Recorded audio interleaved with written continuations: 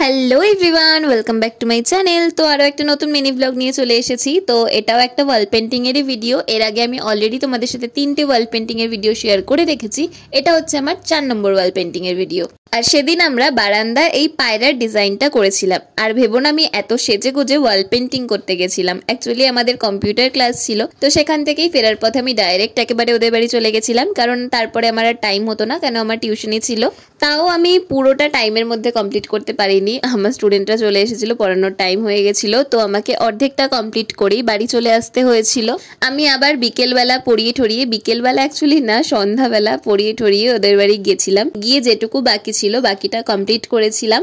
আর পায়রার সবকটা পায়রার চোখ করে দিয়েছিলাম। আর এখানে যে শিব ঠাকুরটা দেখছো সেটা আমরা আগের দিন করেছিলাম, আমি সেদিন ভিডিও করতেই ভুলে গেছিলাম।